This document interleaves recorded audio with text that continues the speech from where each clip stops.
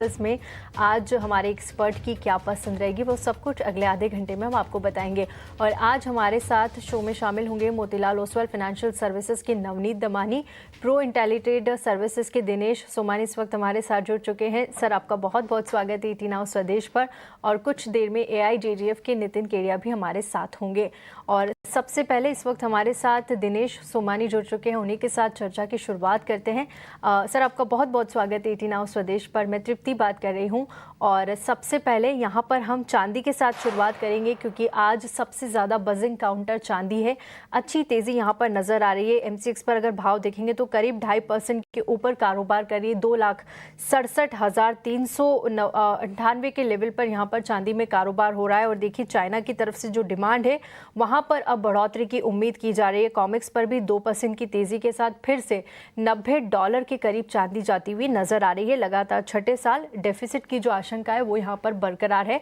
और इसके अलावा भी हम देख रहे हैं कि US और ईरान का एक मुद्दा है, उसकी वजह से भी सेफ हेवन डिमांड में थोड़ी सी तेज़ी आती हुई नज़र आ रही है। लेकिन स्पेसिफिकली सिल्वर की अगर बात करें तो क्या लेवल्स अब यहाँ पर होना चाहिए? जो ये उछाल आया है यहाँ पर थोड़ी सी प्रॉफिट बुकिंग कर लेना चाहिए या अभी बने रहे? आने वाले दिनों में और अच्छी तेज़ी शॉर्ट टर्म के लिए चांदी में नजर आएगी? जी बिल्कुल दीप्ति जी, कल के शाम के सत्र में हमने देखा था कि एक तेज गिरावट सिल्वर में देखने मिली थी। ऊपर में जो लेवल 2,68,000 के आसपास है, वो नीचे के स्तर पे 2,54,000 के आसपास आए। वहां से एक बाउंस बैक देखा हमने। हालांकि इंटरनेशनल मार्केट कल भी तेज था और आज भी तेजी बरकरार है। निचले लेवल से करीब करीब अभी 14,000 रुपया ऊपर ट्रेड कर रही है। मोमेंटम थोड़ा सा स्ट्रांग है और अनसर्टेनिटी, जियोपॉलिटिकल टेंशन, ये प्राइसेस को निश्चित तौर से एक सपोर्ट करके एक्ट कर रहे हैं। तो आई थिंक 2,66,000 अराउंड सिल्वर एक बार बाय बनता है। 2,63,000 का इसमें स्टॉप लॉस मेंटेन करके 2,71,000 का अपसाइड टारगेट इवनिंग सेशन तक हमें देखने मिल सकता है। रही बात है लॉन्ग टर्म निवेशकों के लिए, तो मुझे लगता है कि हाल फिलहाल मार्केट जो है अभी एक रेंज बाउंड है, एक सीमित दायरे में ट्रेड कर रहा है। डाउनसाइड ये बार बार 2,25,000 के आसपास सपोर्ट लेता है और अपसाइड में 2,77,000 के आसपास रेजिस्टेंस लेता है।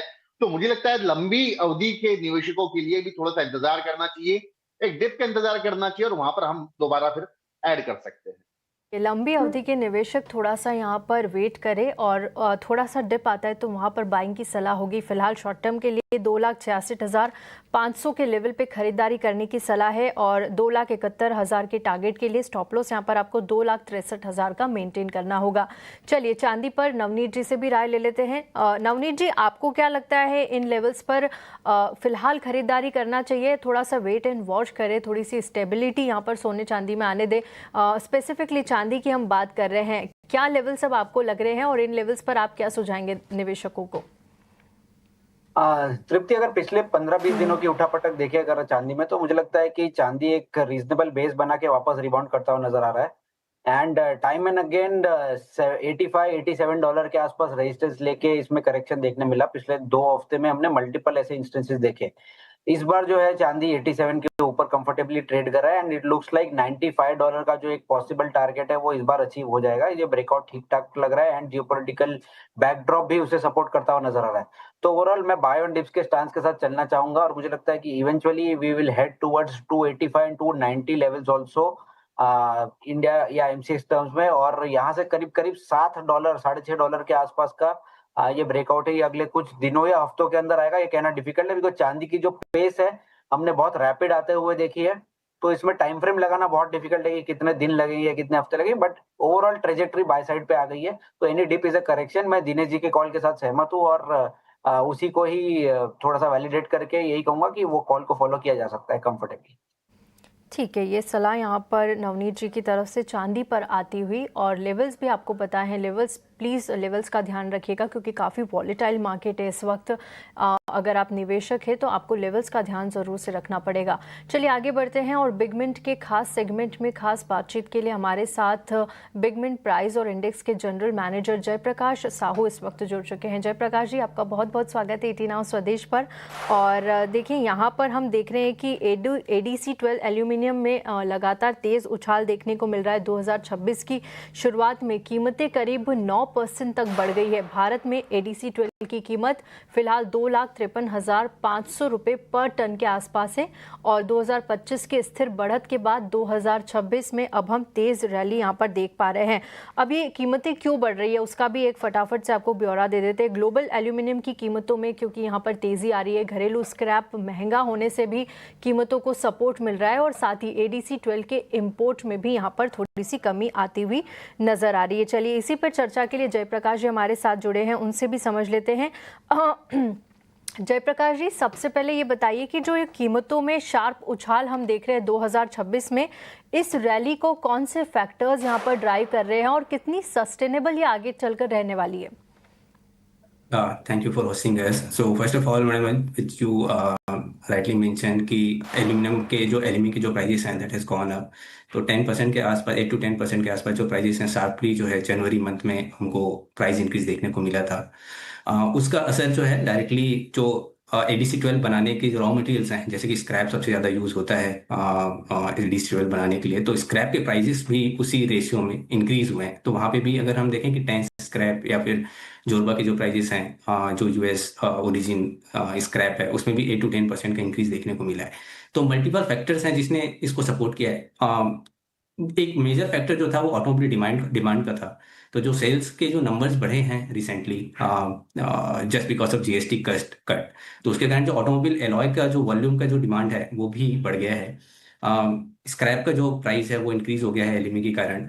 फिर स्क्रैप का जो अराइवल है वो मंथ ऑन मंथ बेसिस पे कम हो गया है। उसका रीजन एक बहुत बड़ा रहा है कि हमारे जो करेंसी जो वॉलेटिलिटी रही है, स्पेशली जो आईएनआर जो है वो वीक हुआ, और तो उसके कारण जो मिल्स हैं उन्होंने भी बहुत ही कॉशियस बुकिंग की है स्क्रैप की। तो उसके कारण जो आप अक्टूबर से जनवरी तक का जो आप अराइवल देखते हैं तो वहाँ पे ग्रेजुअल डिक्लाइन है।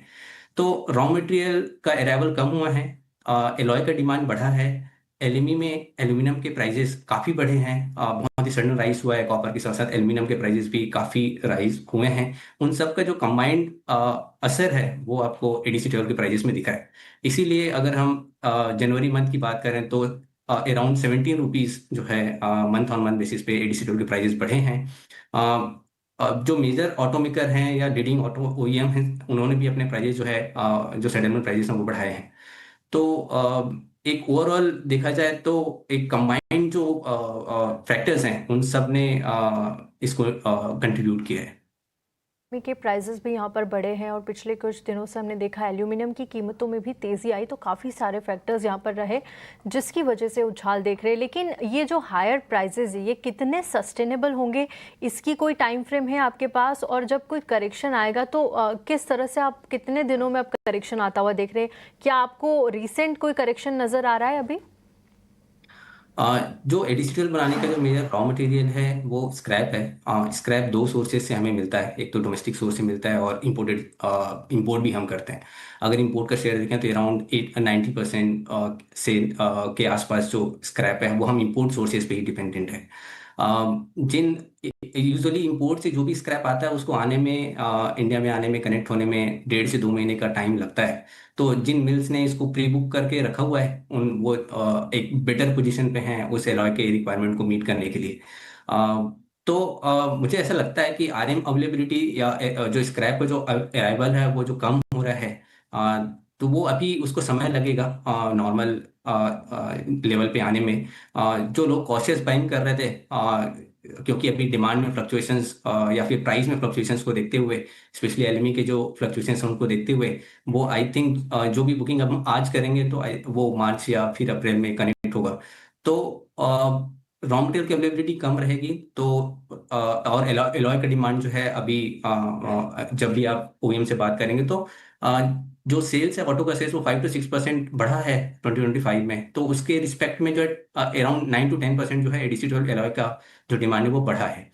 तो जो प्राइस रैली है मुझे ऐसा लग रहा है, हमें ऐसा लगता है कि वो सस्टेनेबल रहने वाला है। और इस बार जो इस मंथ में जो हमने जो प्राइस के ऑफर सुने हैं वो आई थिंक 265 लेवल्स के ऊपर जो सेलर्स हैं वो कोट कर रहे हैं। और उसी का रीज़न है कि अभी तक बहुत सारे जो ऑटो ओईएम्स हैं उन्होंने अपना जो प्राइस सेटलमेंट नेक्स्ट मंथ के लिए जो करना था वो अभी तक किया नहीं है। जी, तो आप अभी भी यहाँ पर आने वाले दिनों के लिए जो ये कीमतें हैं ये सस्टेनेबल रह सकती है। लेकिन आपने बताया कि अभी आपकी जो डिपेंडेंसी है वो इंपोर्ट्स पर ज़्यादा है। अगर ये डिक्लाइन होती है एडीसी 12 की इंपोर्ट्स पर जो हमारी डिपेंडेंसी है डिक्लाइन होती है, तो क्या डोमेस्टिक प्रोड्यूसर्स को यहाँ पर मजबूती मिलेगी आने वाले दिनों में? उनकी पोजीशन मजबूत होते हुए देख रहे हैं आप? बहुत ही शॉर्ट टर्म में स्क्रैप की अवेलेबिलिटी इंक्रीज नहीं होगी। बट जब भी प्राइसिंग की बात आती है तो एडिशनल के जो प्राइजेस हैं वो स्क्रैप के जो प्राइजेस चल रहे हैं या फिर रॉ मटेरियल के जो प्राइजेस चल रहे हैं वहाँ से स्प्रेड के बेसिस पे वो फिनिश मटेरियल का प्राइसिंग करते हैं। यूजुअली ये स्प्रेड जो है 35 to 40 रुपीज़ के आसपास रहता है। अभी ये स्प्रेड जो है 40 रुपीज़ से ज़्यादा है। तो सर्टेनली अभी जो डोमेस्टिक प्रोड्यूसर्स हैं उनको ज़्यादा मार्जिन या प्रॉफिट रियलाइज हो रहा होगा, क्योंकि अभी जो लिमिटेड अवेलेबिलिटी है that is also one of the biggest concern कि वो ऑटो जो एलॉय सप्लायर्स हैं उनको वो एडवांटेज अभी भी है प्रोड्यूसर्स को। ठीक है। एक और सवाल था, एडीसी 12 की बढ़ती कीमतें ऑटो कंपोनेंट बनाने वाले और बड़े ऑटोमेकर सेक्टर्स पर किस तरह से इम्पैक्ट डाल रही है, और क्या ऑटोमेकर्स इन बढ़ी हुई लागतों को झेल पा रहे हैं? डिमांड साइड पे कोई रुकावट आपको देखने को मिल रही है फिलहाल? जिस हिसाब से शार्प प्राइस हाइक हुआ है एडीसी 12 एलॉयज का, तो ऑटो ओईएम थोड़े से रेजिस्ट कर रही हैं नए सेटलमेंट्स के लिए, नया प्राइस फिक्सिंग के लिए आने वाले मंथ्स के लिए। लेकिन जो हमने अभी ऑलरेडी डिस्कस किया कि अवेलेबिलिटी थोड़ी सी लिमिटेड है, रॉ मटेरियल का अराइवल कम है, तो और इफ वी सी कि जितने भी व्हीकल्स हैं जैसे टू व्हीलर्स अगर हम देखते हैं तो वहाँ पे अराउंड 15 से 20 किलो के आसपास जो है इस एलॉय का डिमांड होता है। फोर व्हीलर्स में 30-40 केजी के आसपास रहता है, कुछ कमर्शियल व्हीकल्स में ये अराउंड 55 केजी के आसपास यूज होता है। तो ऑटो प्रोडक्शन तो कंटिन्यू ही है, और उसके कारण जो है मुझे लग रहा है कि जो भी प्राइस हाइक हो रहा है आई थिंक वो ऑटो ओईएम्स को ही एब्जॉर्ब करना पड़ेगा। ठीक है जयप्रकाश जी, आपका बहुत बहुत शुक्रिया हमारे साथ जुड़े, आपने अपना कीमती वक्त निकाला और तमाम एल्यूमिनियम और एडीसी प्राइसेस पर आपने चर्चा की। शुक्रिया। Thank you. चलिए फिलहाल इसी के साथ वक्त एक छोटे से ब्रेक का, ब्रेक के बाद जल्द लौटेंगे और हमारे कमोडिटी पे जाने से पहले चांदी पर हमने चर्चा की, लेकिन अब बात सोने की कर लेते हैं। देखिए यहाँ पर हम सीमित दायरे में कारोबार होता हुआ देख रहे हैं। कॉमिक्स पर सोना $5,200 के आसपास ट्रेड कर रहा है। कल भी लगभग यही भाव हमें देखने को मिला। M6 की बात करें तो 1,60,500 के पार यहाँ पर निकल चुका है। गोल्ड स्पॉट में देखिए $5,184 के आसपास कारोबार हो रहा है। ग्लोबल अनिश्चितता से यहाँ पर निवेशकों के सेंटिमेंट पर असर पड़ा है। यूएस ईरान का एक मुद्दा यहाँ पर भी कायम है, जहाँ पर कल तीसरे राउंड की बातचीत होना बाकी है। फेडरल रिजर्व का जो हमने देखा था मिनट्स में रुख थोड़ा सा बटा हुआ नजर आ रहा है, तो रेट कट्स को लेकर भी अनिश्चितताएं फिलहाल यहाँ पर बरकरार है। और शंघाई गोल्ड एक्सचेंज ने मार्जिन यहाँ पर ज़रूरतों को 18% तक घटा दिया है। चीन ने गोल्ड कॉन्ट्रैक्ट के लिए मार्जिन ज़रूरतों को यहाँ पर 18% तक कम किया है। और ट्रंप की तरफ से एक और नई बात अब सामने आ गई है, नई नेशनल सिक्योरिटी टैरिफ लगाने पर विचार कर सकते हैं। और जिस तरह से सुप्रीम कोर्ट का यहाँ पर फैसला आया था, डोनाल्ड ट्रंप के टैरिफ पर अवैध बताया और 10% तक टैरिफ लगाए, लेकिन अब उसे 15% पर करने पर भी विचार जारी है। तो काफ़ी सारे फैक्टर्स है गोल्ड के लिए भी, और एक सीमित दायरे में कारोबार होता हुआ देख रहे हैं। तमाम अनिश्चितताओं के चलते सेफ हेवन की डिमांड फिर से मजबूत होती हुई नजर आ रही है। नवनीत जी, सोने में इन लेवल्स पर क्या करना चाहिए? देखिए चांदी के मुकाबले थोड़ी सी मजबूती जरूर दिखा रहा है, इतने वॉलेटाइल मूव्स यहाँ पर नजर नहीं आ रहे, लेकिन क्या यहाँ पर भी थोड़ा सा वेट एंड वॉच करें या फिर इन लेवल्स पर थोड़ा सा एक्यूमुलेट करके रख लेना चाहिए? वेल, सोने की ट्रेजेक्ट्री जो है वो कभी भी खराब नहीं हुई थी दीप्ति जी। हमने जो करेक्शन देखा था प्राइसेस में वो लार्जली सिल्वर का जो सेलिंग था उसका स्पिल ओवर इम्पैक्ट ही था, जो कि करीब करीब 20% का सेलिंग है। बट एज वी स्पीक $5600 का लाइफ टाइम हाई है और $5200 के ऊपर गोल्ड ट्रेड कर रहा है, तो लगभग 6-7% शायद है लाइफ टाइम हाई के।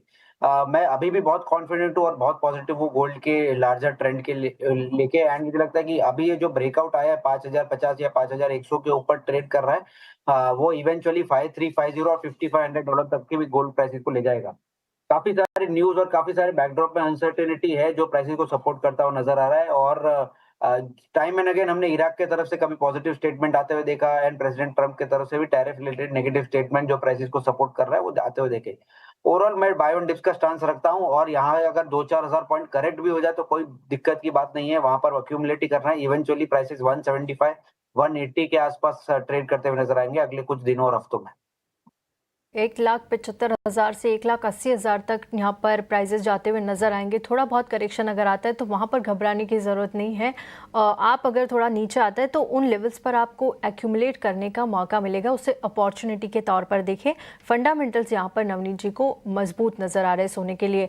सोमानी जी, आपकी क्या सलाह होगी सोने को लेकर? इन लेवल्स पर खरीदना चाहिए और इंट्राडे की क्या कॉल देंगे आज आप?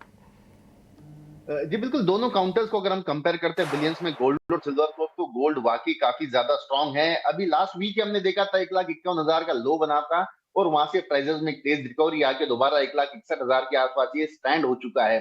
तो आई थिंक कहीं ना कहीं गोल्ड की स्ट्रेंथ है सिल्वर से ज्यादा दिखाई देती है। तो यहां से अगर ये 400 से 500 रुपए अगर नीचे आता है इंट्राडे के लिहाज से, तो 1,60,700 एक बढ़िया लेवल है बाय करने का।